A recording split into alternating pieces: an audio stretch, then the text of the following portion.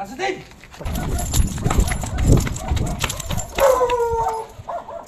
Mga pulis kami Positibong kinilala ng mga otoridad ang dalawang binata matapos mahulihan ng iligal na droga sa Barangay 175, Caloocan City. Ang timbre ng pusher buyer ay naging hudyat na positibo ang kanilang naging transaksyon at mabilis na na-corner ng mga operatiba ang mga suspect kung saan nasabat ang mga pakete ng iligal na droga. Kinilala bilang sina alias Boss na 18 anyos at ang kasama naman nito na si alias Baliw na 27 anyos.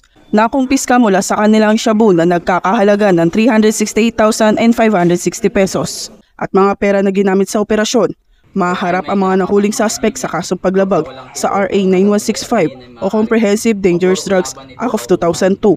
Patuloy na isinasagawa ng pambansang pulisya ang nagkakaisang layunin na huliin ng mga lumalabag sa batas alinsunod sa kampanya kontra iligal na droga upang panatilihing ligtas at payapang komunidad tungo sa nagkakaisang bagong Pilipinas. Dahil sa bagong Pilipinas, ang gusto ng pulis, ligtas ka. Mula rito sa Northern Police District, ako po ang inyong PNN correspondent, Patrolwoman Blazelan Esperanza, alagad ng batas, tagataguyod ng Balitang Pulis.